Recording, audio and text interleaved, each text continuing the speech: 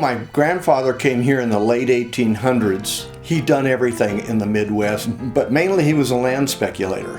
And he had a rail car, his own private rail car, that he would hook it up to trains and bring Midwesterners to California and try to sell them land.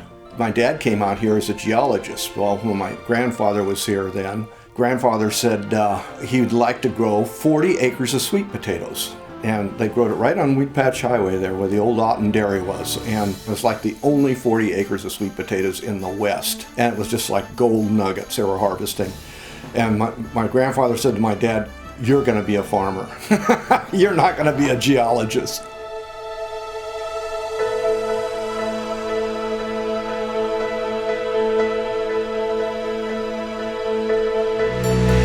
For 58, Chevrolet brings you radical new turbo-thrust V8 engine design. Dash. Procter & Gamble invented Dash specially for automatic washers.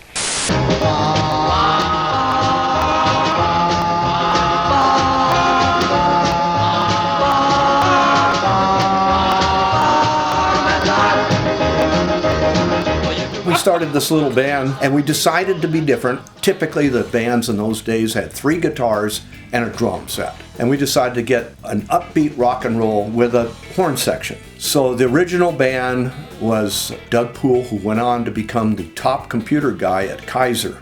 Vern Rambeau, who played bongos, if you believe it. John Iger, who played lead guitar, and Tom Akery, who played chord guitar, and Bob Miller, who played bass guitar.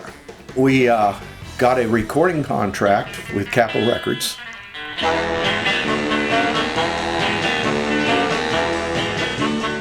The Capitol Records guys, for some reason they didn't like the name Titans, so they changed us to the Hollywood Vines. Oh. Yeah.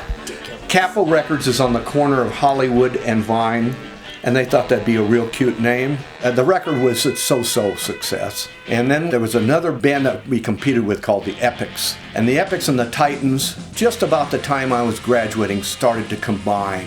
They went into what they called Titans 2. Titans 2 went on to fame. I mean, they conquered the state, really. It was great. I went on to college.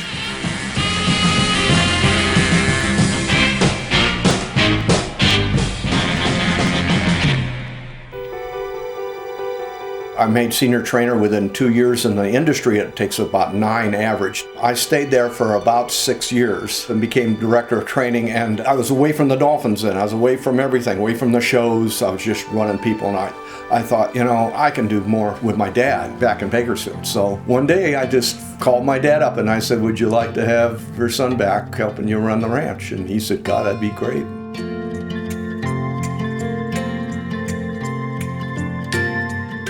Our children were raised with the Rotary ideals. I mean, they could recite them.